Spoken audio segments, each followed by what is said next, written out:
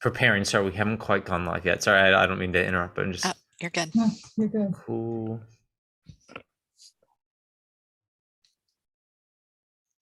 Redirecting to YouTube. Okay, cool. Started live streaming a minute ago. Okay, so we should be.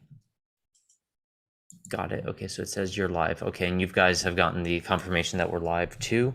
Yes. Yes. Yeah, so we should be live right now. I'm gonna double check by clicking refresh on my computer. Oh ho! Live Q&A.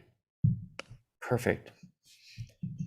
Oh, there's us. All right, great. And don't worry, this is the bit that I always delete. Where You we're should just leave it in for like authenticity. yeah. It's like when vloggers who have this like perfectly edited video do the thing where they leave in the reach for the turn off the camera just so it looks a little bit more like they're people who reach for their cameras like you and me. Okay, here's cool. All right, I'm just gonna quickly send this out to the people. Did you see the thing that like a lot of mirror selfies are just photographs that other people take, and you like hold your phone up in it so you act like you're taking your picture, but somebody else takes your picture and that's why they look good? I mean, that would make sense. I mean, presumably the human arm is not optimized for like selfie angles and things like that. Like, Yeah. I'm just speaking from, I know very little about the Darwinian process, but I would assume that that was not one of the pressures that sort of pushed our species in the way that it did. Not yet. Not yet. Right, exactly. Exactly. We've all seen Idiocracy. We know which way we'll go. Cool. We are live. Oh, great. And I sent it exactly on time. All right, cool. I'm gonna just quickly look. Oh, great. We have 3 people watching. If someone wouldn't mind, if you could just type something quickly into the chat, I would appreciate that just so that I know that the chat is working.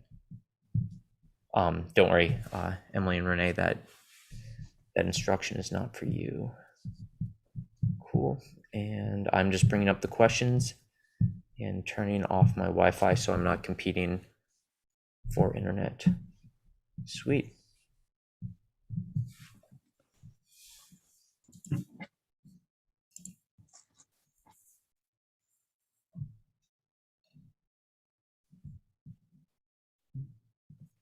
Great. Oh, Daniel. Excellent. Thanks.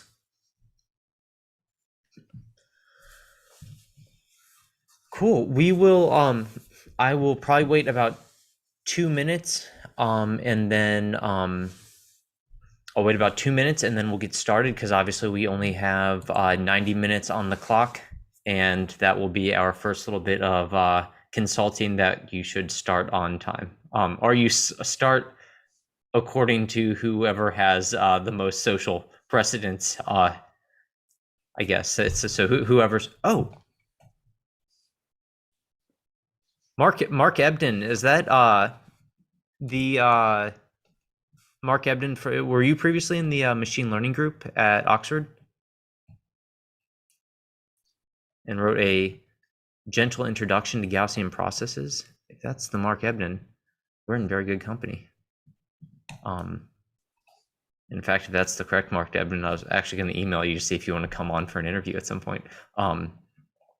But yeah, cool. All right, we have got 12 people. We'll start in 1 minute at 1:03, and then we will get going. Well, and just so you know, Renee and Emily, there's about a 1 minute lag between what we say and when it actually pops up. So there's I'm not exactly able to like speak to people in real time or anything. Cool. We'll give it 1 minute and then we'll get going.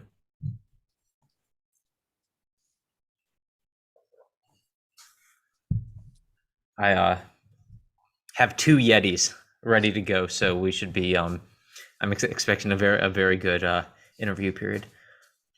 All right. Cool. For anyone who is just joining, we'll be starting at 1:03 on the dot. Everyone at this point should have the link, so we should be good to go.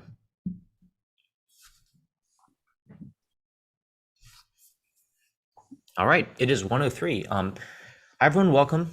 to this, our second live Q&A. I believe it's our second or third live Q&A. Apologies for the initial technical issues. The way that I'd set it up previous time was not quite working the way I anticipated this time. So thank you for your patience on that. But today we have two great statistical consulting folks who will be answering our questions. This one will be a little bit more focused, I think, on consulting within academia and within the university setting. And I think that's a useful place to start, because no matter whether you're going to be going into industry or academia, your first consulting opportunities are typically going to be within academia, because if you're a graduate student or an undergraduate student, using your academic resources to help find opportunities to consult, well, it's just an excellent resource. It's one of the most like surefire ways to make sure you can get your foot in the door and you're spending your time well. All of us have to go through college, so I think that that's a good place to start. So we'll be talking about mainly with a focus on academic bit today, but we can just answer whatever questions you have anyway. And then in a subsequent one, we'll have one that's focusing on two statistical consultants who have actually built their own businesses in various ways. So one, she's an independent statistical consultant, and another one, she actually built up an entire statistical consulting company. So got a variety of views here. But today, our guests of honor are Renee and Emily. Maybe Renee, if you could start off, just a quick 2 or 3 sentence introduction to yourself, and then Emily after that. Hello, everyone. My name is Renee Moore. I have just joined Drexel University as Professor of Biostatistics. I'm Director of our newly named Biostatistics Scientific Collaboration Center, and I'm also Director of Diversity, Equity, and Inclusion. Okay, and I'm Emily Griffith. I'm an associate research professor at NC State University. I've been here for almost 9 years now, so I have not moved around like Renee has. But the other thing, I am a fellow in our Office of Research and Innovation, and part of that work has been developing the Data Science Academy, which is a new initiative here on campus, and supervising the consulting efforts within that. Excellent. And now we'll just start with the Q&A. Sorry, I'm just very quickly trying to tell my computer not to restart itself. That'd be a terrible timing. So our very first question is, what is the best training pathway to become a successful statistical consultant? So I believe the idea here is that we probably have a large number of master's degrees or undergrad students, MS students, or PhD students, and they're trying to figure out, okay, I've got a lot of years ahead of me. How do I start spending my time well now? So, Emily, let's start with you. What do you suggest is the best way? Let's just say start from an undergraduate student. They've taken maybe their first year of statistics. Mm-hmm. What should they do? Oh gosh. So I hate to say what you should do, because I think everybody's path is different. But if you want to start working on communicating statistical ideas, which I think is an important part of statistical consulting, you could start tutoring. That would be a way of communicating ideas that are statistical in non-statistical terms, and it gives you a lot of practice doing that and explaining things to different kinds of people who have different backgrounds and different expertise themselves. You could also look for an organization on your campus if there's like a statistics club. We have a big department here at NC State, so we have a statistics club, a sports analytics club, a data science club, and a StatCom chapter, and all 4 of those I think do some projects. And so if you can get plugged in to do that, if you can do some sort of undergraduate research kind of opportunity where you're getting your hands on some data, and then just see if you like it. So do you like working with people, and do you like communicating about data? And then if you decide to go to grad school with a master's degree, I would continue to look for those like applied experiences where you're dealing with real data, and take classes that you think are interesting in areas of application so that you can get broad exposure. And then just more of the same if you're interested in pursuing a PhD. And that's when you can sort of maybe get an RA position or something where you do some consulting work and just keep building up experience. And then start doing it on your own for money, I guess, or get a job as an academic doing statistical consulting and collaborative work as well.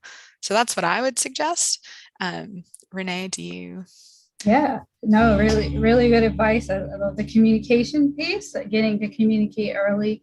Emily mentioned some clubs. Some other names for those are journal clubs or reading groups. And usually they're on topics, as Emily said, and weekly they get together. Usually there's opportunities to present a paper, present an abstract, present work you have in progress. But when Glenn asked the question, my initial answer was practice, practice, practice.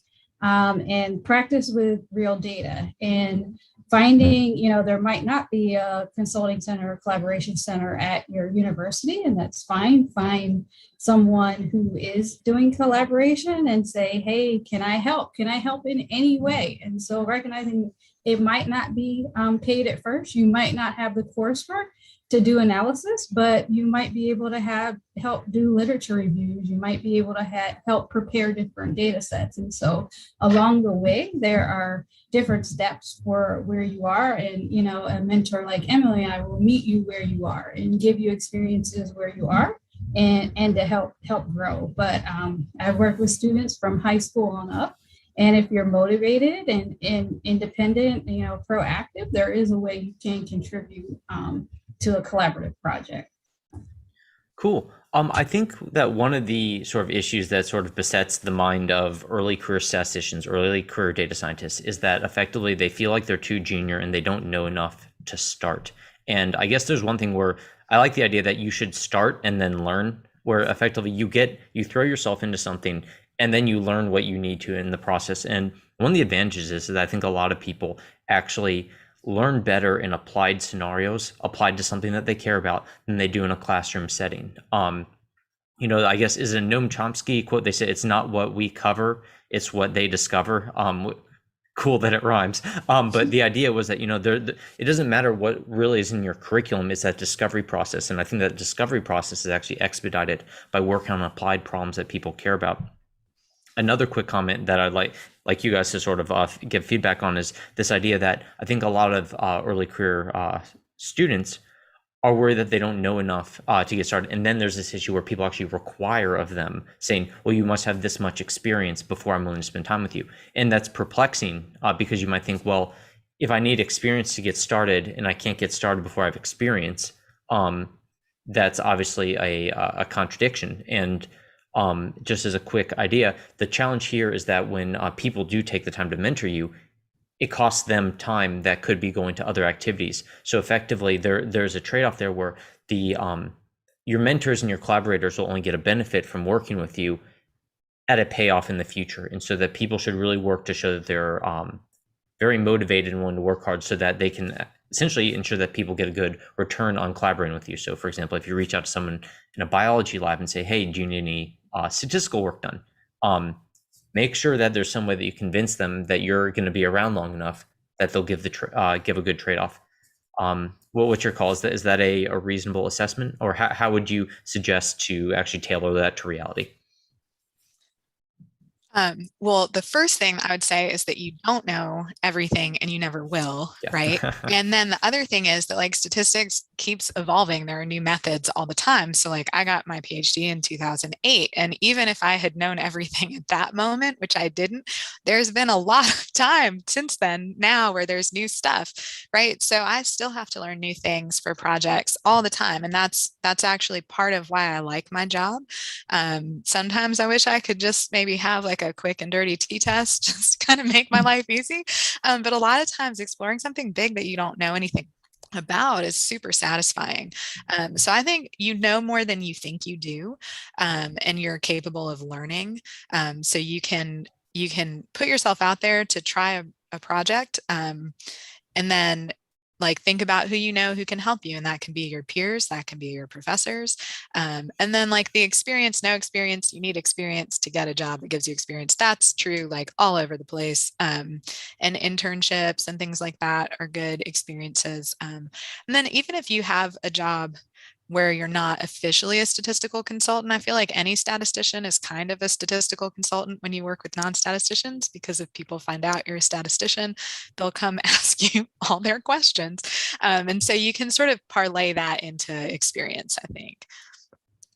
Yeah. So again, sort of open-minded about how you can contribute. And definitely, as I said, you might not be able to come in doing analysis. And so you might do other things. I had a student who's very motivated, wanted to get into it, had no stat background, and we needed to reorganize our folders. And we needed to update our literature about what we did as a collaboration center. And she said, yeah, I'll help with that. And she helped with that for a semester. And that helped her learn what we do. It helped her learn about different projects, different collaborators. And so she was willing to do that experience first and then work with us for the remaining 3 semesters of her master's. Another example, students come to me and I'm like, I don't have any paid positions right now, but as Emily says, there's always people asking and they aren't able to pay either. So I'm like, hey, I have this, I really want to help this group out. They don't have any funding, so I can't pay you, but if you're willing to work with me on that, and I get to see how we work together, how you are, and then the next paid opportunity, you're going to be first in line. And so I've had students get on board in that way. And as Glenn also alluded to, understand that there are some of us, like Emily and I, who like working with students. It's part of our mission to train students. And so we don't mind that trade-off. We get rewards in your success as a mentee, but not all of our colleagues are like that. And some don't want to work with students, quite frankly. And so also, find who's wants to mentor and wants to spend that time to help you grow. And just also want to second what Emily said. There was a saying, right? The more we know, the more we realize we don't know, and we're learning every day. And it is so exciting. And I want team members on board with me. At this point, I'm super busy, have way too much on my plate. And I'm like, hey, we got to do this new thing. Are you willing to take it on? You're going to take the lead. You're going to do the lit review for me. You're going to bring me the SAS-R programs, and we're going to do it together, and we're going to learn this together. And it's fun and it's exciting. And when we're able to do that, to answer our collaborators' research questions, it's a win-win. We learn new statistical methodology, and we're able to provide insight into our collaborators' research questions. And I want to just echo what Renee said, because you did give me credit for this. And I just want to reiterate it, that the reason that we're in an academic environment is because we like working with students. And there are a lot of faculty who feel that way. And so there isn't maybe like, I don't get a benefit out of working with you specifically that I can put on my CV.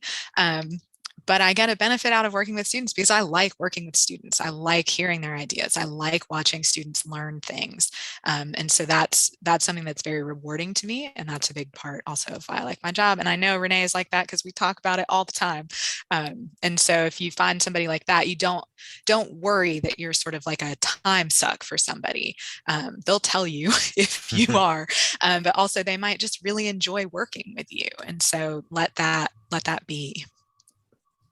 Yeah, I think that students don't appreciate the emotional benefit we get of seeing growth, of seeing like essentially an apprentice grow and become a master of their own domain. That there is, in not just become a master of it, exceed us in some ways, where effectively, you could have somebody who's spent like 20 or 30 in academia, 40, 50 years in a field. But the fact is, for a specific application area, students will eventually, they will go beyond, they will exceed their mentors, they will go beyond their advisors because they're focused on it. That is probably one of the best bits, where effectively it's that they effectively are teaching you as much about this specific area as you've helped them get along, and that is very fulfilling, and that is a good way to spend one's short time on this planet. And so I think that is very helpful. One other thing that I thought, just sort of putting two of the things that both Emily and Renee said together, is that you might not actually, don't go in thinking, oh, I have to be the statistician. Just go in thinking that you're going to be the person who does something with their data. And there's a certain irony to this, because you might just come in and you might end up doing a whole bunch of data wrangling and thinking it's like, oh, well, I'm not being a statistician, I'm just being a data wrangler. I'm just spending all my time, basically, I know how to code, and I spend all my time organizing their data. And what's funny about that is, like, that's a lot of the regular statistician and data scientist job anyway. So this thing that you might be thinking, oh, I'm not getting that much experience doing things with, you're actually getting a lot of the actual real world experience, and you can decide whether or not you enjoy spending your time like that. Secondly, when you're dealing with those lower level tasks, you're actually learning the data very well. And a lot of those things, when you bring them back to a researcher, so say you notice an oddity where you're trying to organize or clean the data, and you notice an oddity, if you bring that to their attention, they might say, oh, just chuck that out. Or they might say, holy crap, what is that? And then they have to go back and like call the postdoc and see it's like what's going on here. And so I think that there's elements where don't underestimate that just because there's not a high level of technical sophistication to the particular task that you're doing, that you aren't adding value. You might be doing one of the most technically unsophisticated tasks and still be the most valuable person because of what you found. Yeah. And I, Glenn used the term lower task. Like I like to say, we need every single step, right? If somebody doesn't create this analytic data set, we can't do the sophisticated analyses. And understand, a lot of us, we are collaborative biostatisticians, so we want to translate. So the KISS principle is still there, right? Keep it simple. If we can use straightforward or less sophisticated analysis to answer the research question, then that's better because we can probably translate it better. So don't go into it thinking like, oh, I have to do the latest and the greatest. Sometimes we do, but a lot of times we don't. And so, I know one of my papers that, multi-site clinical trial, and we published it in New England Journal of Medicine, and my students are like, what stat methods did you use? ANCOVA. They're like, what? That's it? And it's in NGA, and I was like, yeah. And I actually wanted to do mixed models, but it was 2 time points. And in the end, it just didn't make sense. ANCOVA answered it for us. And so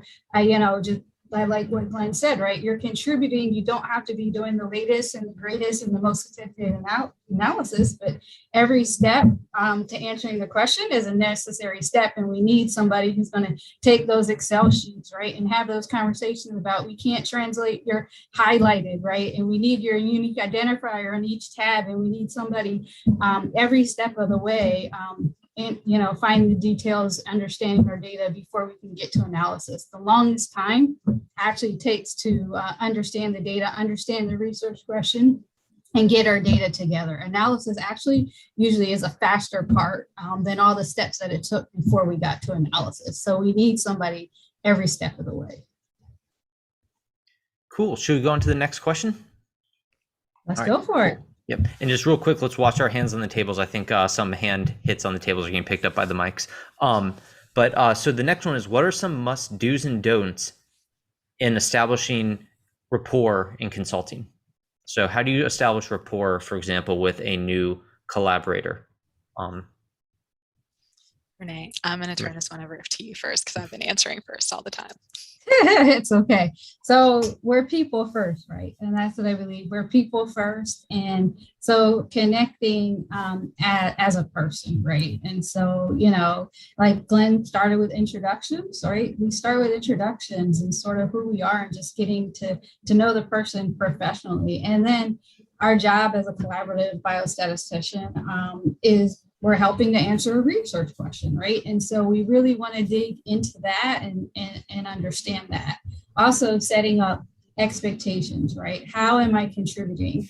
We differentiate between the word consulting and collaborative. Most of us, consulting means you're coming to me once or twice, giving you advice, and then you're going to do it on your own. Versus a collaboration, I'm a team scientist and we're on a team together and we're working together on this study, or working from study design all the way through. So am I a consultant on this project? Am I a collaborator? Am I a co-author? Am I not? Is the goal that you want me to be a co-investigator on this grant or not? So I think, the beginning steps of sort of building rapport are getting to know who's sitting at the table with you, getting to know their research question, and then being clear on expectations and how they're hoping that I will contribute. Yeah.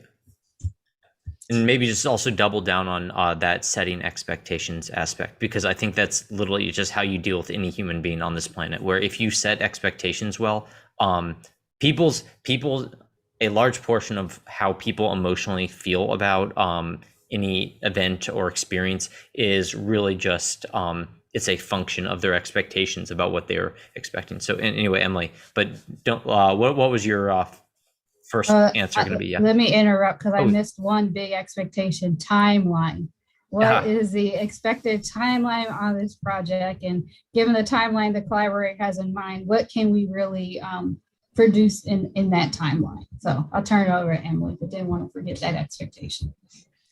Yeah, every single thing that Renee said is something you should do. The one thing that I would add or just sort of expand on is show that you're interested in their work, right? Because they're interested in their work. And I think it's really interesting to talk to people who are really excited about whatever weird little area of science or medicine that they're in. You can learn so much. And if you go in and they can tell that you're genuinely interested in what they're doing, that you see that it's important and that you're interested in helping, then they'll be excited to work with you. And then you can set all the expectations and timeline, and having that open communication about what you're able to do and when, and then letting them know if that changes in either direction.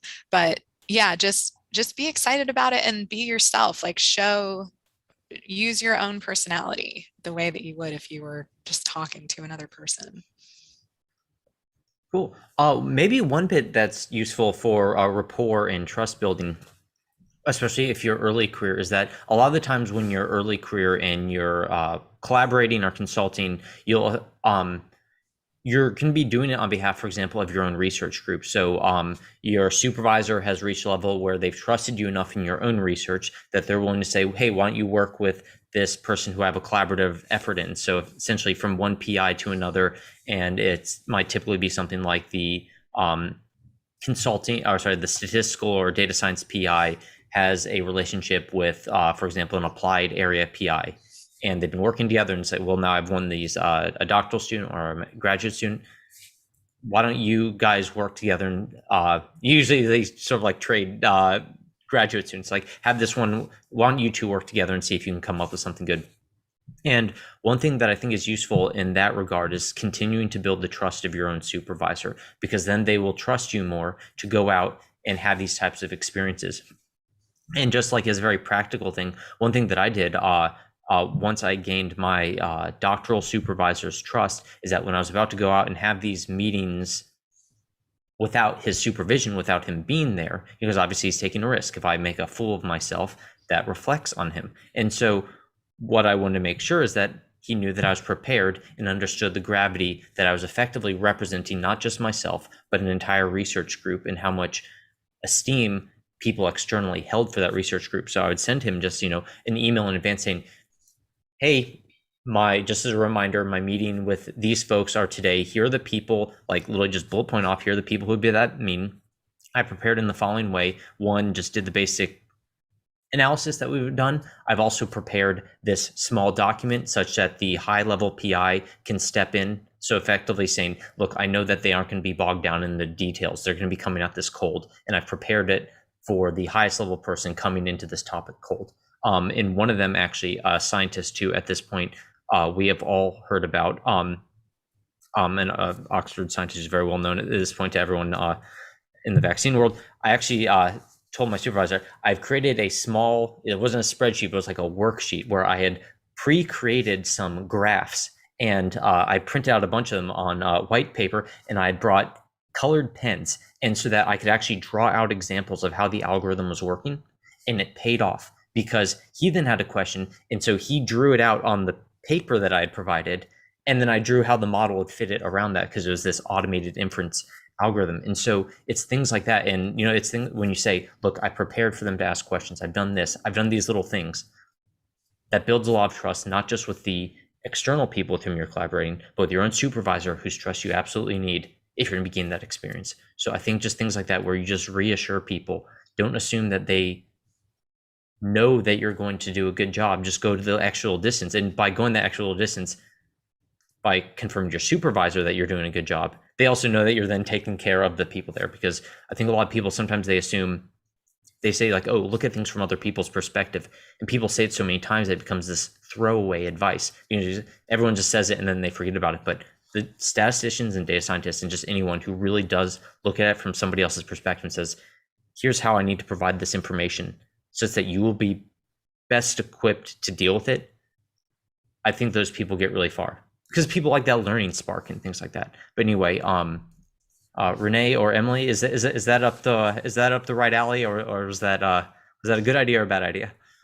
Yeah, no, I think that was a great idea. I will say I have never pre-printed graphs for a meeting, but I have definitely ripped a page out of my notebook to draw on, which is my like slightly less prepared version of the same idea. But I think that goes back to communication, right? If you're having a hard time understanding, or the person you're working with isn't feeling like they're able to express their like what their model looks like, right? Their model looks weird. Well, draw it for me, right? Could you draw it for me? Could we like put it on the board? Could we, whatever, and being flexible. The other thing, and this was advice that was given to me several years ago, but it has served me well, is you always want to be able to say what you're doing if somebody asks. So if your supervisor says like, how did that meeting go? You want to have an answer that isn't like, oh, yeah, like we had the meeting, right? So you want to sort of refine, like, what do you do? What is the value that you bring? What are your skills? And practice saying that, so that you can say it with confidence and then communicate your value.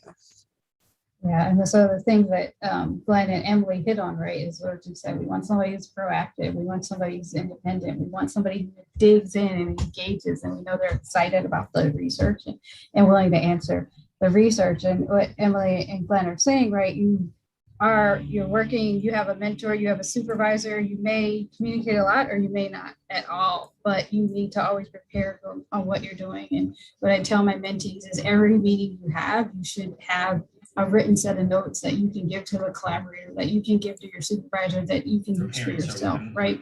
And it says what we talked about, what we accomplished, and then what are the to-do lists, and then who's on the to-do, what's Renee doing, what's Emily doing, what's Glenn doing.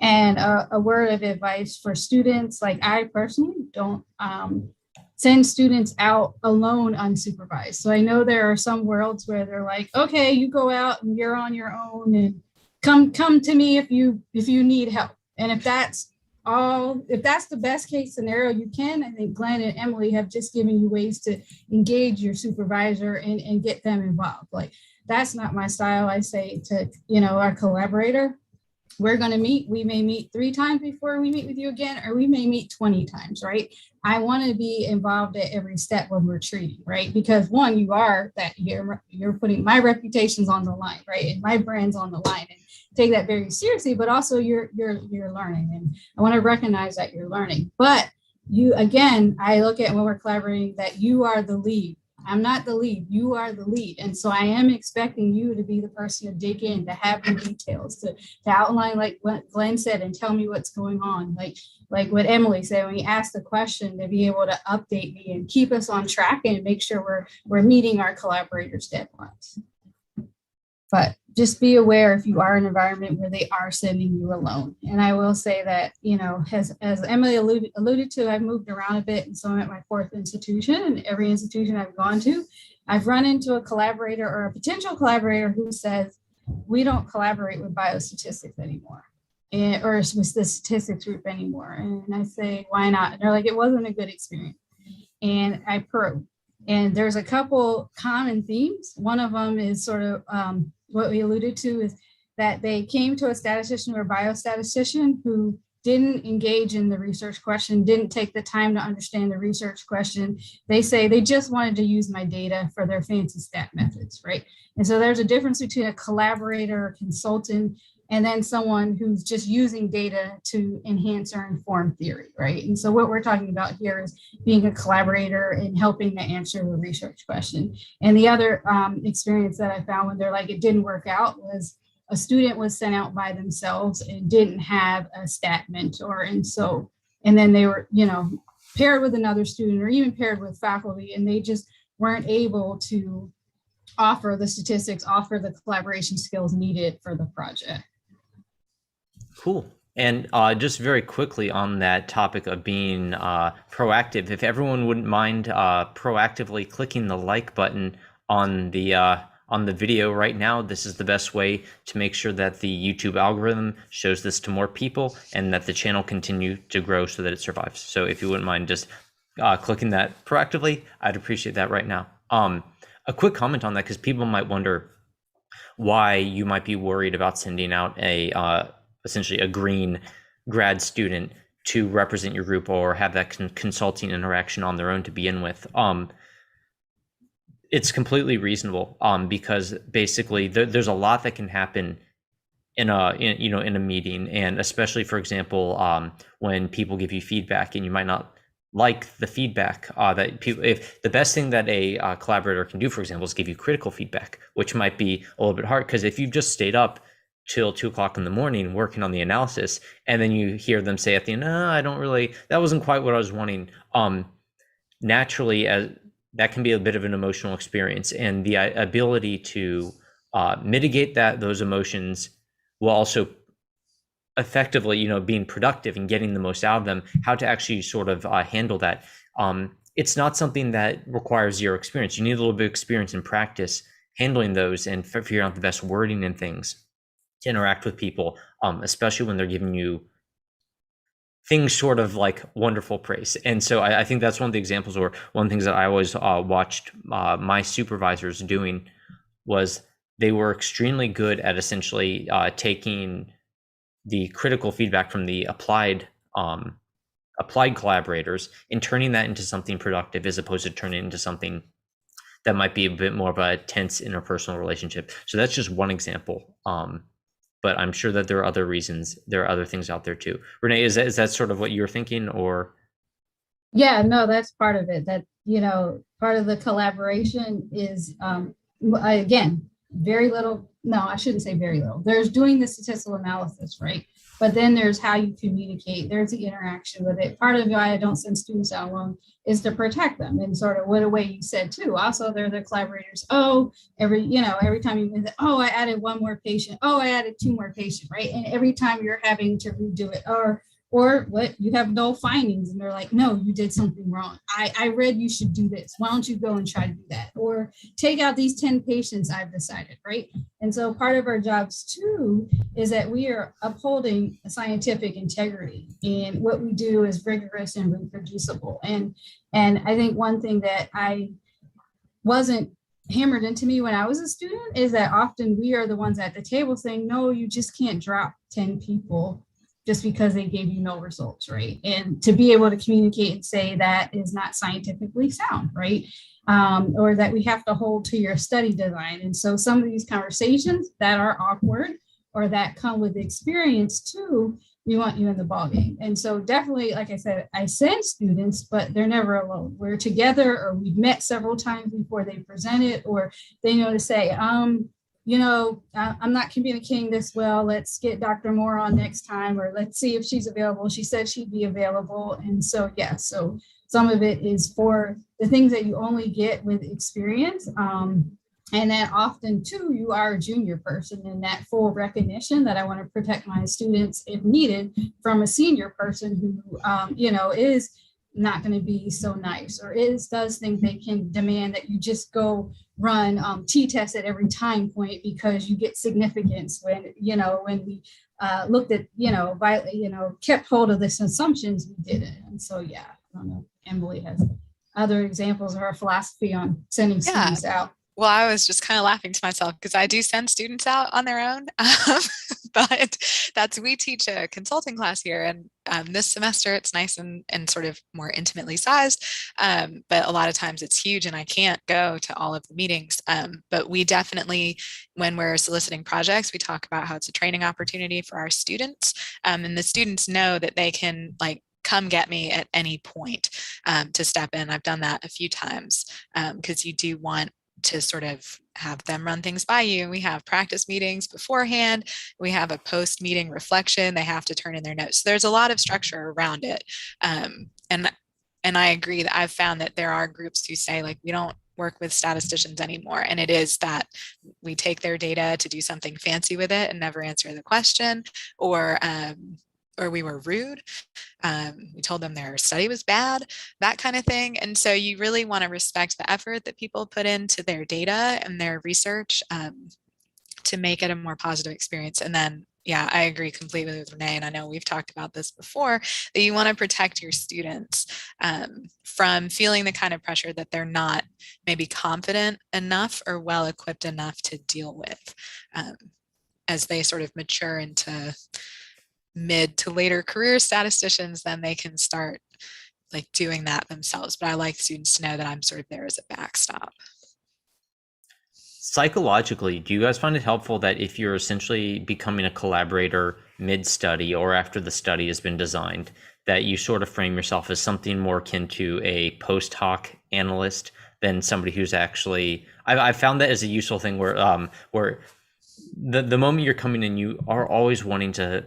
You can't help but want to please the people with whom you're consulting, and if you can find something that they want to see, all the better. But at the same time, sometimes you can't, and sometimes the data isn't there. And so effectively by changing your mindset, instead of saying, well, I'm part of this like experimental design aspect or things like that, just saying, look, I'm just here to do some post hoc analysis. I'll do my best. I'll show you the best of this data, and I'll show you some of the things maybe that could have been done that would have changed this result, that if our results would have been sensitive to these aspects, and changing them would have been helpful. Then again, you guys are more experienced with consulting. You've done it more widely. Is that a useful mindset, or does that sort of put you off to delivering the most you can? So when I teach and I work with collaborators, right, I say, if you want to answer your particular research question, that goes back to study design and being involved in the study design phase and in designing this study and then implementing in a way so we can answer that exact research question.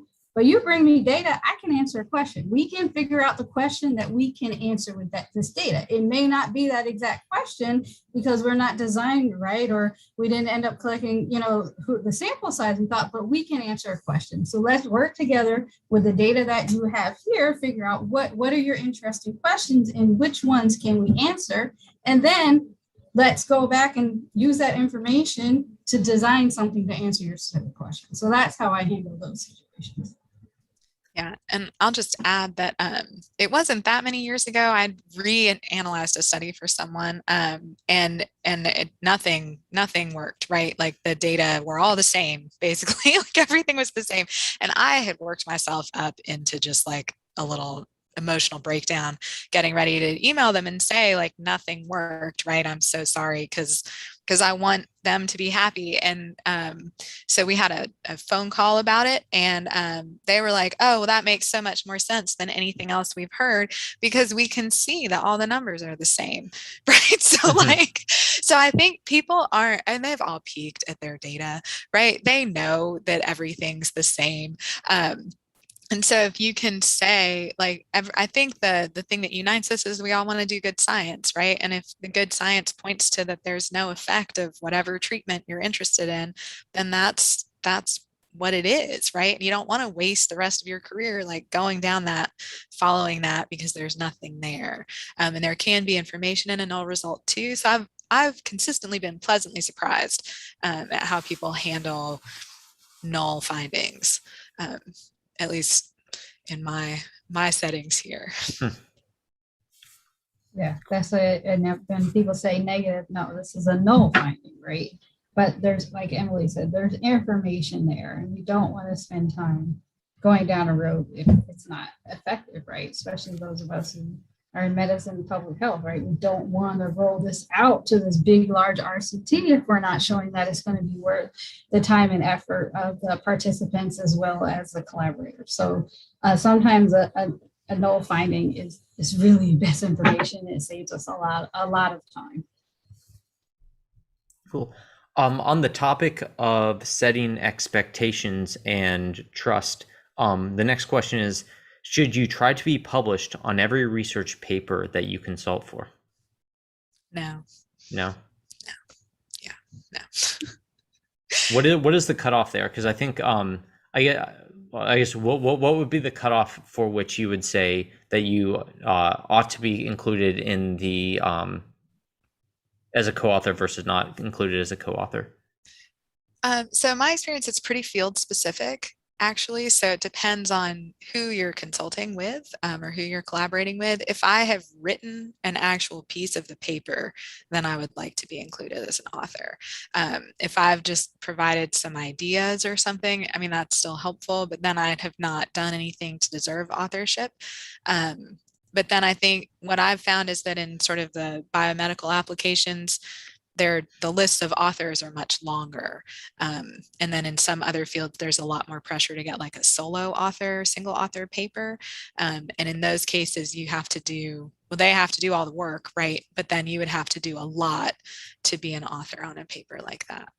I'm also kind of at a point in my career where it doesn't matter as much. So I like my work to be recognized, but I'm not feeling a ton of pressure to be like, I need to be on papers to get where I want to go now.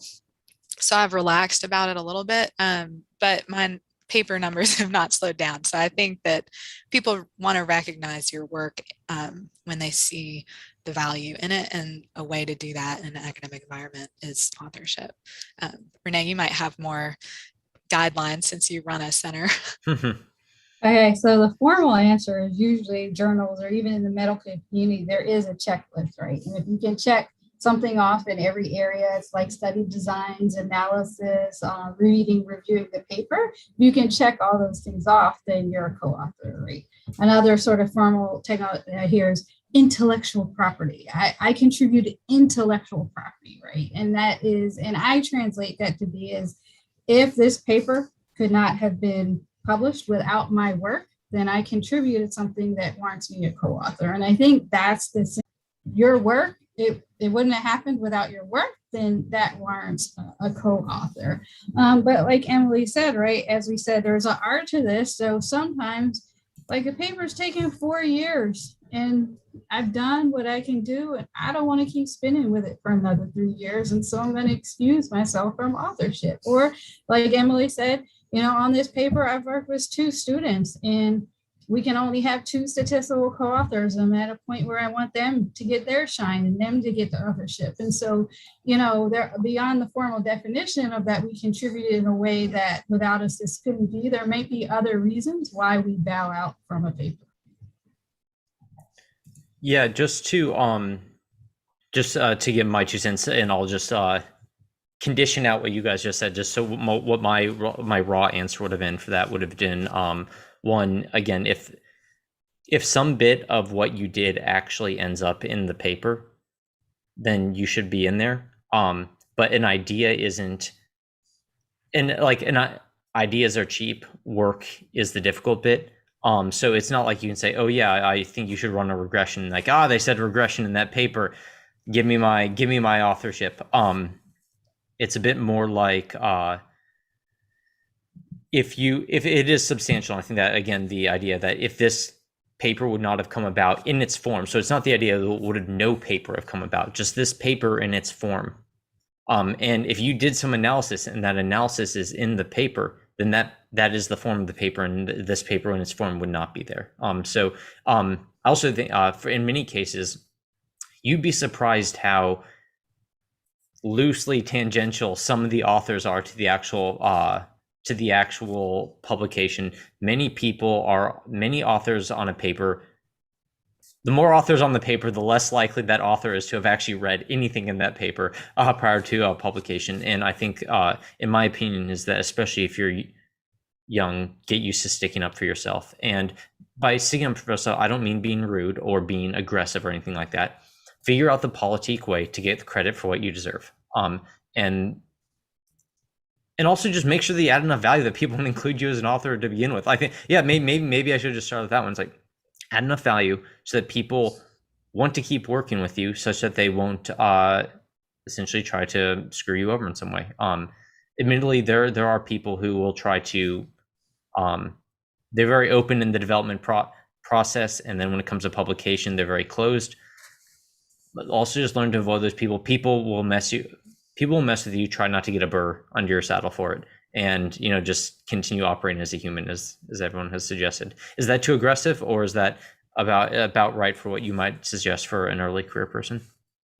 No, I think that's right. I want to go back to one of the words we said, setting expectations. We set Yeah. them at the beginning and then we keep setting them, right? Also, the difference of consultant versus a collaborator, someone who is a member of this team. So, yeah, you just give a consultant, you're like, I think you should do regression. Yeah, go ahead, right? Then, no, I haven't contributed, but setting those expectations up front, I say, what is the product that you kind of reduce out of the work we're doing together? Is it an abstract? Is it a manuscript? Is it someone's dissertation, right? And so it's a manuscript and say, again, are you, would you like me to contribute at the level of a co-author? As a co-author, I will lead the conducting analysis, or I will work hand in hand with you doing the analyses, right? I will review the manuscript from start to finish, right? And so what do you expect as a co-author is a fair question as well. And sort of having that conversation, and then time goes on, maybe y'all said this wasn't going to be a manuscript and someone decided, oh yeah, I think we have a manuscript. So having that conversation again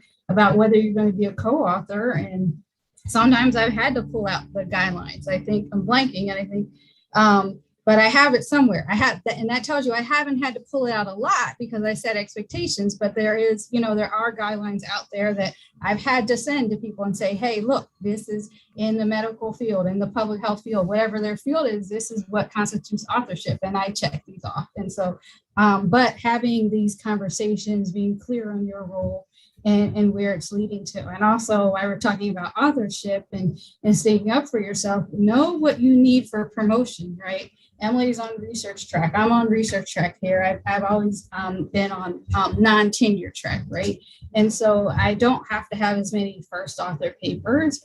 We do collaborative work, right? So I'm not going to be a first author or a last author, but certain promotion committees recognize that if you're second author as a statistician, that's really great. And that shows how much you contribute. So if you are understand the guidelines where you are, and also understand they may not be written. And so you have to have conversations about that. This is a whole nother Q&A, Glenn, about promotion on non-tenure track. But just want to throw out there that authorship often matters, particularly for an academic. And are you at a place that recognizes second position in authorship along with first and last? And if that is the case, you should be having conversations with your mentors, with your collaborators about what papers can I be second author on. And early in my career, I had to have those conversations. And I had one senior person told me, oh, you'll never be second author because I'm senior now. And so I'm not first and I'm not last. And usually they have another mentor, but I'm vain. And it says Moore, Wright, and Griffith et al. And I always want to be in those top three. So you're never going to be second author today. And I ran back to my mentors. I'm never working with him. This is a beep, beep, beep, right? But no, but I was clear. He told me I'm not going to be second author. So it didn't mean I wasn't at liberty to stop collaborating with him, but I went and had conversations with other people who were reasonable. And they're like, oh, Renee, oh yeah, you can be second author on that. And someone was even like, actually, I have a paper that I want someone to lead. Do you want to lead writing that? And I was like, sure. And so I'm first author of people's sexual functioning and obesity, right? So again, it's having these conversations, being clear on what you need, and being clear, like that person said, I'll never be second author. And I never was, but actually he did. After I put in my time, that respect, I was last author on the New England Journal of Medicine, right? And so the same person said, never been second author. He recognized my contributions as leading the statistical, and I was last author. So it ended up a happy ending to the story. But again, setting expectations, having conversations, recognizing that different people, different groups, and we all have different needs, whether it be for vanity or whether it be legit for promotion. It reminds me a little bit of the Ricky Bobby quote from Talladega Nights. Like, if you're not first, you're last. So it's like, you can't be first author, be last author. Yeah, one point that you've brought up that might that I didn't want to let go is, when you have these conversations, one, it can essentially resolve a lot of these issues, and at least on an emotional level, very rapidly. Secondly, the more experience and the more in demand you are, it allows you to allocate your time properly. So it's not when someone says, oh, you're never going to be this place author, or I'm not going to give you authorship credit. One nice thing is that it does allow you to allocate your time differently. So you do have a lever in this. It's like you leave, it's not not disrespectfully, but you deprioritize them until all your other work has been done. And the funny thing about being a data scientist or statistician is you have an endless amount of work. And so when something gets deprioritized, it effectively will just go on the perpetual back burner. You'll always find someone who's willing to offer you a better deal and be more appreciative. And frankly, they'll probably be more pleasant to you also, which is always a nice thing. Like, you don't have to work with jerks. And so I think that is a very nice thing when you aren't going into a meeting with a collaborator dreading it because you know that you essentially have a fraught or tense relationship. And that's, again, one of the good reasons why it's nice to have a supervisor when they come in, because effectively it's bringing in a third party who doesn't have that same emotional investment. They can probably manage it better and make sure that you're still getting the job done, if you will. Emily, I didn't want to, what was your call? No, you don't have to work with jerks should be on like a t-shirt or like a cross-stitched frame hanging by your office door. And I think you make a great point. And the other thing is that if you are a collaborative statistician or biostatistician, my guess would be that your career is not going to hinge on this one paper, right? And so if you have a broad base of collaborators and you have people that you enjoy working with, like, that's what builds your career. And so if somebody is not appreciative of your work, or you just don't click even, you can help them find somebody else, and you don't have to keep working with them. You can build your own career with people that you like working with. Yeah, I mean, just for me, like, I'm not even in academia anymore, and I easily have, after my doctorate, I probably had like 4 dead in the water publications that literally they could be sent off and accepted if people would just tick off that last box. But the fact is, like, I can still feed my family, all those things where it's like, yeah, it's annoying, but it's not going to sink you, because you still have as long as you have energy to keep going forward and distinguishing yourself on your newest projects, you're always going to have a better thing. So just try not to get don't make a book of grudges. Yeah. Should we go on to the next question, or Sure. Did you want to follow? Okay. How should we build a portfolio during our master's in statistics to be successful at statistical consulting? So I guess for me are there specific projects or things that might really stand out? Or is it just volume and get that volume of experience? Or did I create a false dichotomy? I might have just created a totally false dichotomy, so feel free to ignore my commentary. Well, what's good for the portfolio? What do you think, Renee? I think this relates to the question we said before, right? So I wouldn't say volume. You don't have to have a lot of things, right? But creating experiences where you're working with real data, where you're communicating statistics, where you're working in teams. So I say creating different experiences that show you have been a collaborator, or that you have the potential to be a collaborator, be a team scientist. So I'll turn it over to you, Emily. I don't want to repeat too much. No, I think that's true. And then just to reiterate, be able to talk about what you did. So if something's on your resume and you're asked about it in an interview, you should have an answer. Yes, please. Yeah. Ask me how I know. So yeah, and if you can talk about what you've done, and you can like draw connections between the different kinds of projects that you've done and what they have in common, and how they've helped you learn a specific skill or set of skills, whatever that may be, then I think you'll be all right. Cool. Can I say that again? Sorry, what Emily said. If you put it on your resume, if you put it on your CV, be prepared to talk about it. If I had to go like interview today and they were going to ask about all my pubs, I'm in trouble, y'all. But guess what? I'm going to go back to all about 85 and write a few sentences for every one, because they might ask about that one. Do I remember all 85? No way. But I can be, once I look at it and look back, I'll be like, oh yeah, and I did this and I did that, and you'll see it come out. And so be prepared to talk about all of your experiences. And Emily said, ask how she knows. I don't know if it's personal or it's been on the interviewing side, but definitely on the interviewing side, I've gotten like, oh, I don't remember, or that was back in undergrad. Okay, I don't care. You made me read it, so tell me what you did. Yeah, I like that. You have to do your homework on yourself again. One quick point is, and maybe just going to state the obvious here. If you know that you want to go into statistical consulting on a certain topic, focus on consulting on that topic. So I know that sometimes people, when they're eager to make sure that people are still having fun, statistics will say something like, "Oh, do a broad range of application areas." Because if you know you're not, I got this explicitly where I said, if you know you're going to focus on like medical and clinical statistics and clinical machine learning, for your last master's project, just do something totally different. Just like as a fresh breath of fresh air and things like that. And honestly, I wish I hadn't listened to that advice. Because the fact is, what I loved was medical machine learning. And what I should have done was more of that, because that's what I enjoy doing. So I would just say, like, don't feel afraid to double down on the things when you're interested on them, and don't feel afraid to do something broad that's out of your exact comfort level, because you might find that you enjoy it a lot as well. So just you find that balance within yourself. You're all a bunch of smart people. You can figure out what that balance is, between focusing on what truly interests you and still continuing to broaden your horizons. You should broaden your horizons, though, because it makes you vastly more competent at the thing that you're specific at, and working on one specific topic makes you better at broader topics as well. So there is an accordion effect there, where sometimes you need to keep it tight and sometimes you should be broad, and you benefit from going through both that range of motion.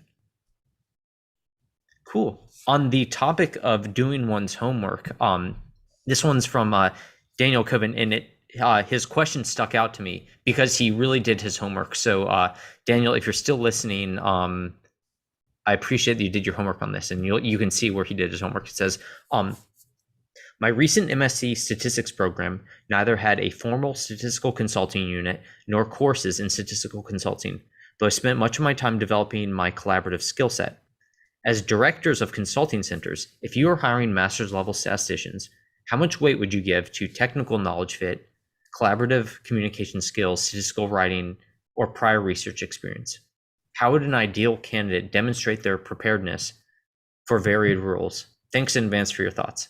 So the thing where I said, well, the thing that stuck out to me that was says, as directors of statistical consulting centers, which means he did his research on the people he was going to be asking this question to, which is one thing that massively sets you apart as a first impression. So I think it's more to reward good behavior. So I just want to point that out. It's like doing your research on the people you're going to be talking to is the first thing there. Like, you'd be surprised for job interviews, candidates who haven't done any research on the company to which they're applying, much less the specific job or things like that, or the people who they're going to talk to. That's one huge thing. But other than that, you guys are the ones who actually deal with this a little bit more directly. So, Emily, why don't you go? Well, I was going to say that Renee is actually advertising right now for a master's level statistician.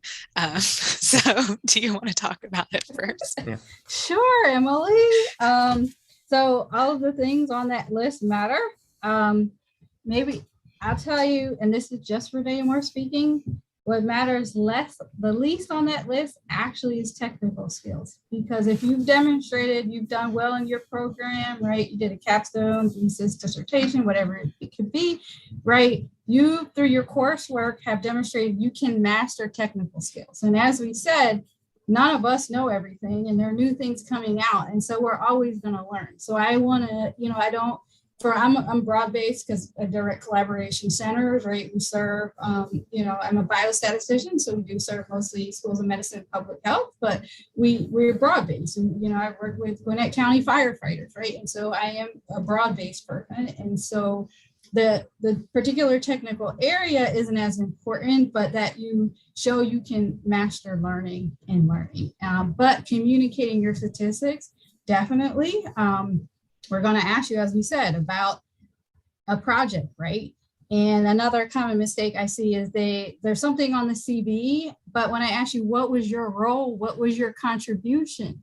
Make sure you're able to say confidently and proudly, what was your role? And again, if your role is only lit search on that paper, that's okay. That was your role, but how did you grow from it? How did you communicate? What else, how did that lead off to the next project in collaboration? And so your communication skills, if we can do really simple stat models or really fancy models, but if I can't translate that, if we can't translate it to answering the research question, then I haven't done my job.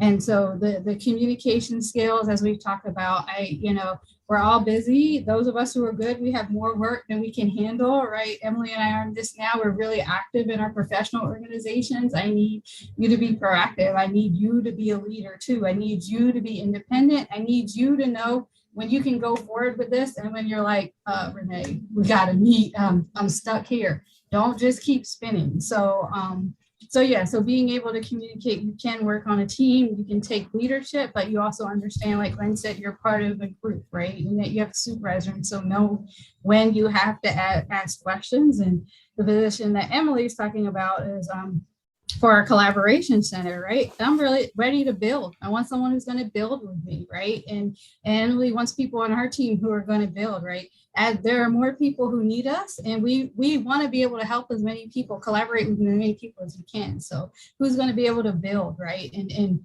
extend our brand, and for us to be examples of those who are the collaborative biostatisticians who really dig in and show an interest in your research. And for that particular project, I am a specialist.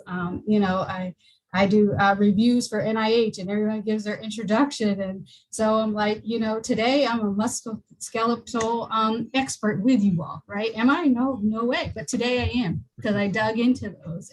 And so I'll stop there because I could keep going on. But your collaboration skills, showing your independence, showing you're a team player. And that you're a decent person. That's really important. As we said, there'll always be some people that we have to work with for a little bit that we don't like, but for the most part, we are in a great field and we're needed, and we don't have to work with jerks. We don't have to work with people we're going to get along. So I want to know that you and I can get along. I want to know that we can be honest too, right? And yeah. All right, Emily, did I do it justice? You did, and I totally agree. If you can pass your classes, you have the technical skills to do this work. I want to see somebody who can communicate well, and I want to see somebody who listens when other people talk. So if you are asked a question in an interview, don't answer a different question or try to steamroll your interviewer into talking about what you want to talk about.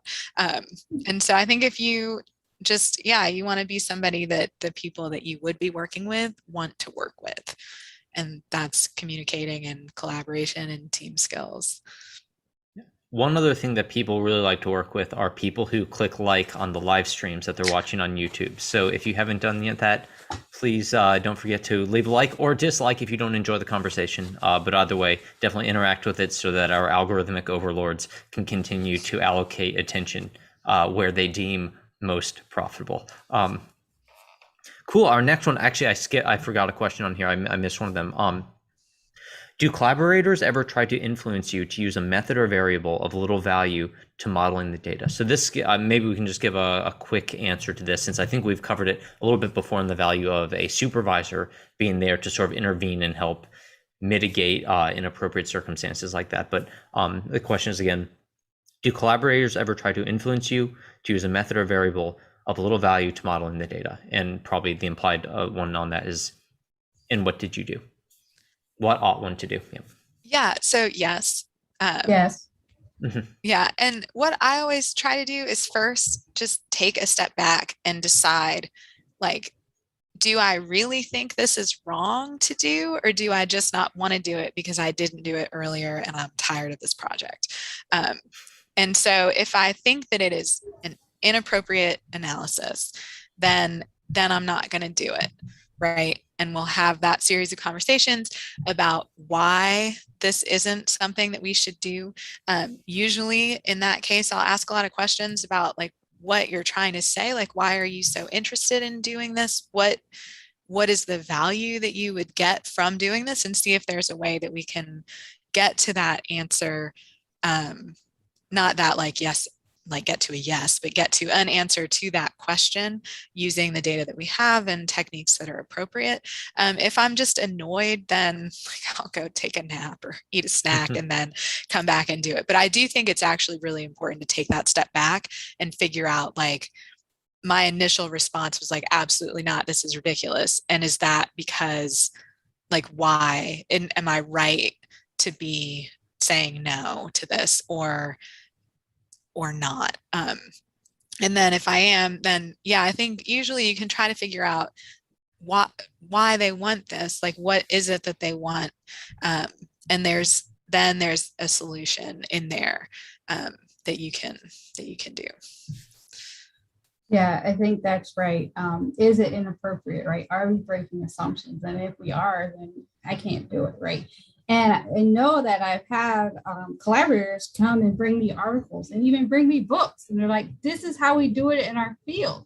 And I have to say, oh, that's good. But this journal, as far as I know, they don't have a statistical reviewer. And so sometimes things get in or get published because there's no statistician in the group and there's no statistical reviewer. And I say, but if you plan to publish this at Circulation or JAMA or New England Journal or send it to NIH, there are statistical reviewers. And so I want to make sure you're doing something that is statistically sound, right? And then, like Emily said, though, if they're still pressing on it and we're not breaking assumptions to the design, to the statistical tests, the statistical methods, it is really that they're used to seeing an answer in a certain way, or they think that method answers it in a way they can understand. And so it's my job to the methods that I think are the best for this to be able to communicate that. And sometimes I'm like, okay, you're right. I can't exactly write my sentence in that way, right? Because it's a logistic regression. I have to talk about the odds of, and that's how I have to form it. And if that's not jiving with you or you feel like your readers won't get it, all right, let's take a look at what you're doing. And so we're answering two different research questions now, right? Or we're answering in a slightly different way. We're using our data in a different way, and that's okay. And then I've also had to bow out. We talk about bowing out. Like, if you insist on that inappropriate thing, or if you insist on this, and I don't think it really answers a research question, I don't think it keeps integrity of that study, then basically I'm like, peace out, you don't need me. No, I don't say it like that, right? But it's just like, I don't think I can contribute to this project in the way, and so I'm not the best collaborator for you. And so I've had to bow out in that way as well sometimes. Cool. All right, our next question is, and I realize that I only have 21 minutes of both of your time left. So it is, and this is another one about sort of dealing with the stickier parts of statistical consulting. How often have you been banned from finding things out? For example, I work in educational improvement. I found that a student's current professor has the biggest impact on the student's success. However, I wasn't allowed to report that nor use it to help other students do better. So I guess the idea is, I guess for me, I don't think people ever really banned on finding things out. It just, you're usually more the pressures about who you tell those things that you found out later and how widely you can sing like a songbird about what you found out. Emily, did you say that you had an example? I have an example as well that I thought, because these are things that are useful, but did you want to go first or? Oh, you can go first. Yeah. So this one, I'll bullet point the ideas quickly, and I'll abstract it a little bit just because I don't feel like calling people out on the internet. I don't like doing that. But basically, I had an example where I was very early in my career. It was right when I was starting my doctorate, and I was essentially I was working within a lab, and I was I was doing some post hoc analysis for a very important study. And long story short, my supervisor, who's a very competent scientist, basically brought this to me and said, "Oh, well, can you do other work with this? Like, is there anything that's left out that we should know about and things like that?" And what I found out was that effectively the statistical analysis that had been done, while I think on first glance it was reasonable, it actually, there were some flaws with it with regard to dichotomizing continuous variables. And so effectively what I did was, okay, it's like, well, they did this thing where they dichotomized these continuous variables. They got this certain result. Let's see what happens if we didn't do that. That seems like a pretty good way to handle that post hoc analysis. You guys did A. I think that it would have been different if you did B. Let's see what happens if you did B. And so I wrote up the results, found a model that could appropriately keep the continuity of these variables in a way, checked against overfitting, things like that. So there's a bit more of a machine learning, statistical learning flair on this traditional problem, which seemed appropriate because it was, again, a post hoc analysis. And the idea was that I then wrote up a paper, which was one dumb of me. You never write a paper up just full blown, but I had a lot of energy back then. And so basically I wrote this thing up saying like, okay, here are the initial results. Here's what happens when you don't dichotomize these variables. Here's how robust that is to the model we select. And it's like, cool. So we sent it back to the original statisticians who did that. And we're going to have a meeting and discuss this. So, effectively the idea is like we would work together and create a paper discussing this. And effectively, so we sent it off, like waited about a month, checked in. It took about 2 months for them to reply. And then eventually they just agreed to a meeting. At the meeting, effectively, so I didn't hear anything until the day of the meeting, even though they've been sitting with this big thing of like big open results for 2 months. And basically they just slammed down this like stack of like a litany of complaints about my statistical analysis. So not bringing up any of these things in advance, just like day of in front of my supervisor, effectively, of how I had not done the analysis correctly, and there was all these flaws and things like that. And while, of course, since I'm telling this story, the listeners can't actually deduce whether or not it was true. The simple fact is that I caught out some more senior statisticians who did not do an appropriate analysis for pretty good reasons. Not like they're trying to perpetuate evil in the world. Just you have a lot of work to do, and you did it the way that it was handed down to you. The further problem, though, was that the statistician's boss had actually written a paper explicitly on why you shouldn't do that, which was then obviously a problem because effectively, when you cite someone's boss, they don't like that. And it was a tense thing, and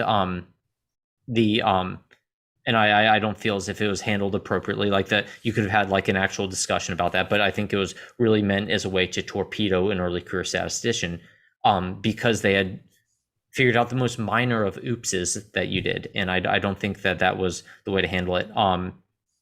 But yeah, and obviously that there's some other things there, but effectively it was two statisticians who got caught out voting against the one statistician who had found it.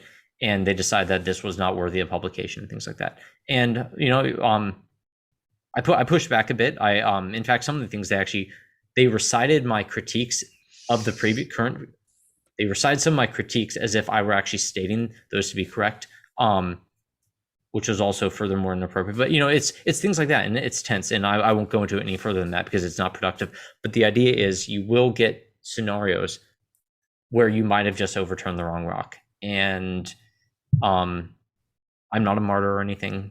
It was just a bad experience. And you put it behind you. And you also learn good interpersonal skills. Like if you're going to meet with somebody, you require that they provide some initial feedback prior to the meeting. So you have to air those things out. And so you can say, why after 2 months did you not provide any of this information? You're only provided it in the in-person meeting, things like that. Anyway, I don't want this to degenerate into like a litany or anything, but there are experiences like that. You do have to figure out how to deal with them. When you're early career, you can get very much sideswiped by them. It's another great reason why it's good to have your supervisors in there to handle those situations.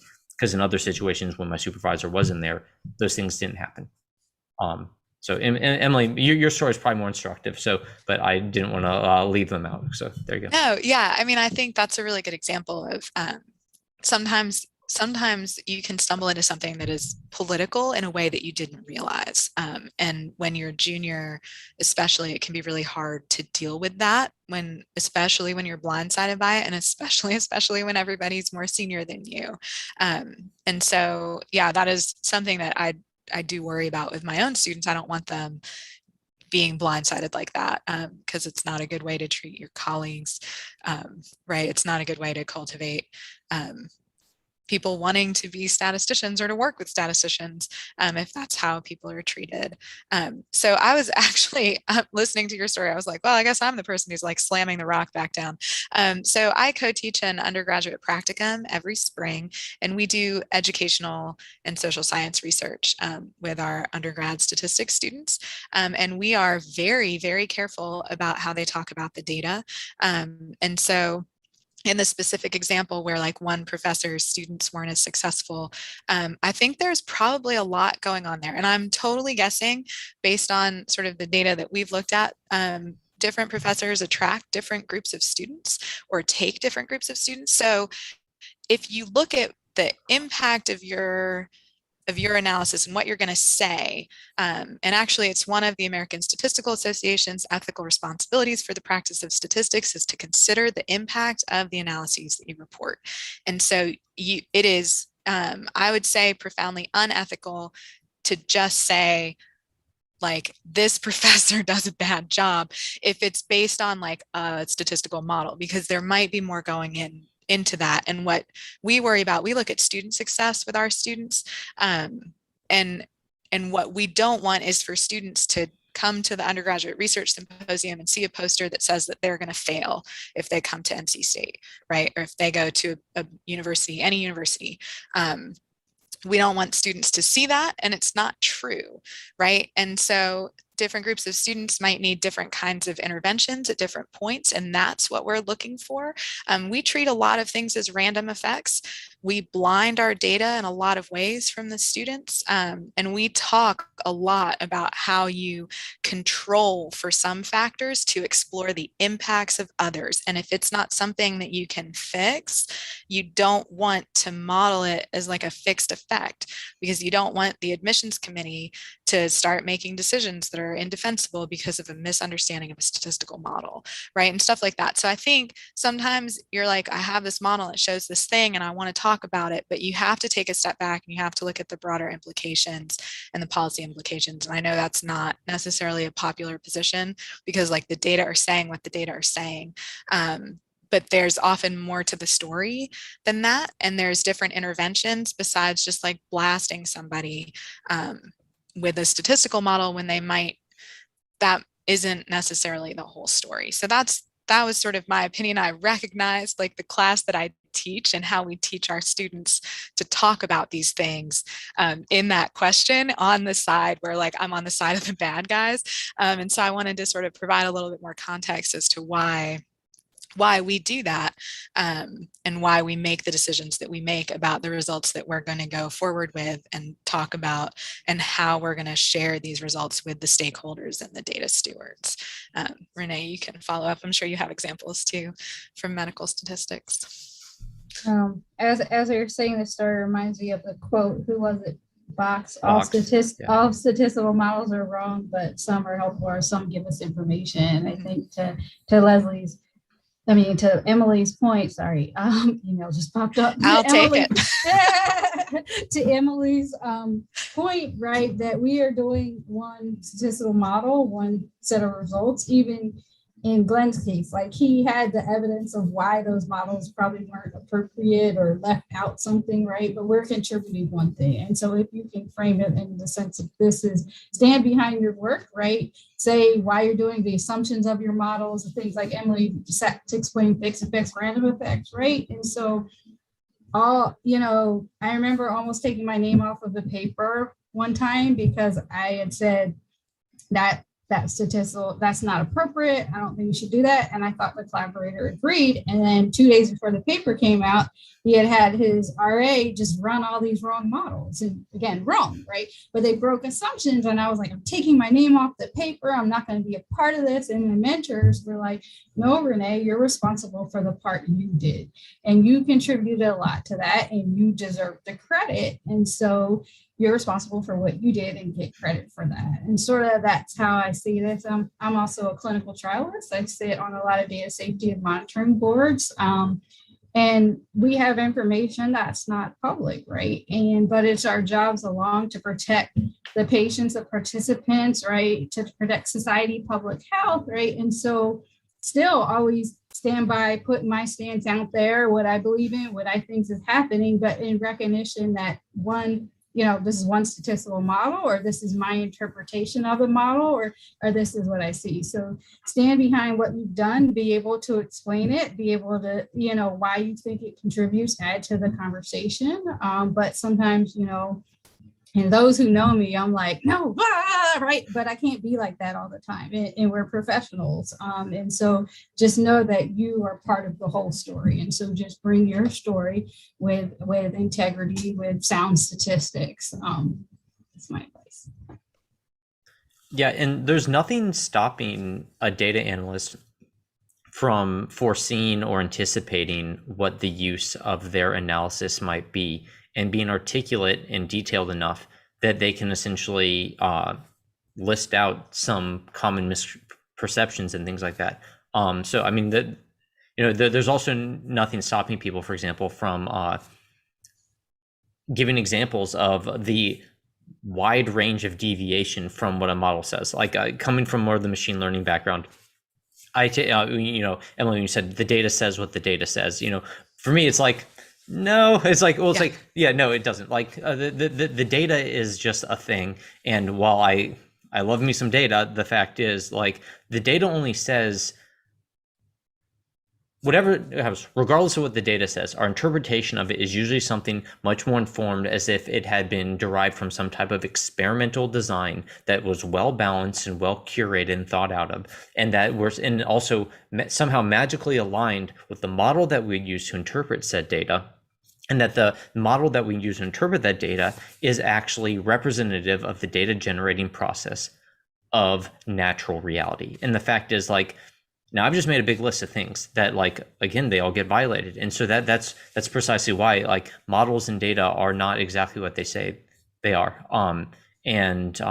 Models explode. Like, there's basic inference things. People think about, like, oh, how do you parameterize a model, or how do you decide which coefficients go into a model? But the fact is, like, there's even things like model inference, which have profound effect on what the actual interpretation and result of a model is. And just as a quick example, think of all the times that we might have a model where the covariance matrix might have, like, inversion problems and things like that, and we sit and refactor and we try to figure out what better priors or regularizations on it. That's an interference that most people will be blinded to. And I don't mean to be going too much into the weeds, but the fact is, there's a lot of stuff, there's a lot of junk, in the back room that happened, even when we're only bringing up this exact model and saying, oh, well, this model represents the data and we're being data driven. Very quickly, I like, for example, the idea of, like, data driven science, for example. I know it has a nice ring to it, but it's like, no, I want hypothesis driven science. I want some good, strong reasons why we think that a bone is mended or it heals faster given a certain therapy, or why a certain teaching paradigm might help certain students overcome whatever their whatever hiccups are, whatever personally they need to learn. So, like, you do want those sort of more strong causational hypotheses, and it doesn't matter if your data can't perfectly test them, but you got to have them in there. And so I think that the idea is, like, the data says what the data says, or data driven science. I think that these are things that sound nice, but they are very difficult. And getting back to my point, we should always be extremely articulate, and I dare say maybe excessively verbose in describing the bounds of what our knowledge is. And a simple example is just, like, take draws from your model. You fit a model that says, like, students of category A versus students of category B have these very different outcomes. You can take draws from that model and see how much vast variability there is. So it means, like, if you actually took one random student from either of these categories, notice that there's about a 75 to 80% like overlap between their outcomes most of the time. And it's things like that where, there's nothing stopping you from being as articulate as possible. And I think that's one of the main challenges. Although, I mean, the fact is, like, statisticians and scientists, I think they are much more articulate than people give them credit for. They like things like, oh, they're too quantitative, they aren't going to put things in words. Anyway, I've ranted too much. Is that an all right thought, though, or did I just totally go off on a rail? No, I agree. I mean, that's what like when people say, oh, the data say what they're going to say, like that's not, it's so much more than that. Yeah. Right. And so you just want to be really cognizant of that and really aware of the impact of what you're doing is.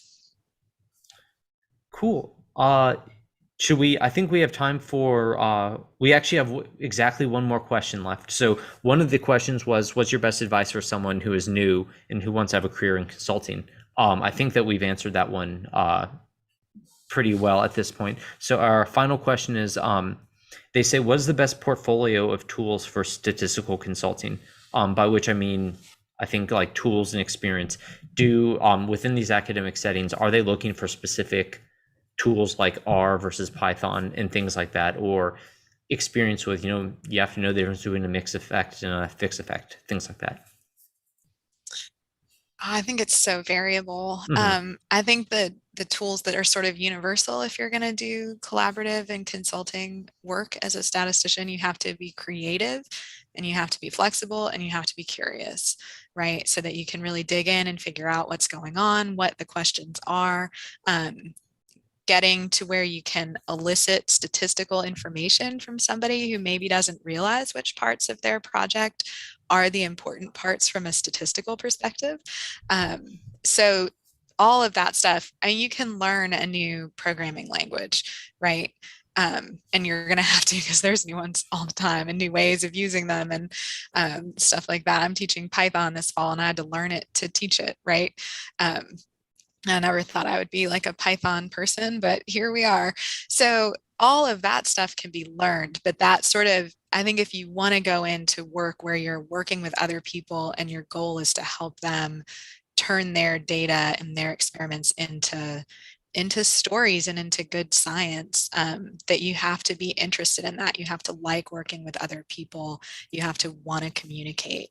And that if you have those things going for you, then you can kind of figure the rest out with like mentoring and support. But that drive to want to do it and to want to learn these different things and to be willing to look at a project and say, I have no idea how to do this. Let me go talk to some people. And then I'm going to have to teach myself a new technique or something, right? Like that's exciting. Not everybody wants to do that. And so if you don't want to do that, this would be a really stressful job for you. But if you do want to do that, then there's like nothing better. What do you think, Renee? I think all that was perfect, a perfect ending. And just to say that, Emily and I was at NC State and we were part of how we got close is because we would run into the hallway and be like, oh my gosh, I just got this data set. They said their research question is, I'm thinking this, what do you think? And those exchanges, and that we were both excited about it, right? And trying to understand this research question. You think they're asking this? You think they're asking that? You think this stat method will answer it? And those conversations are, as Emily said, what drives us as statisticians and biostatisticians. We're contributing to science, we're contributing to public health, medicine, whatever your area is, and we're contributing as data scientists and statisticians. And so being creative, being flexible are the keys, and just this excitement that as a statistician you want to contribute. And we're often not the ones asking the clinical question or asking the scientific question, but we're on the team to answer these questions. And then sometimes we come up with the next question, but knowing that we're contributing as a team member. And it can be stressful at times, and we have too many projects on our plate, but that's also really fun because I don't feel like working on this one today, and then I'm going to save it for tomorrow. But yeah, creative, flexible, communication. Yeah.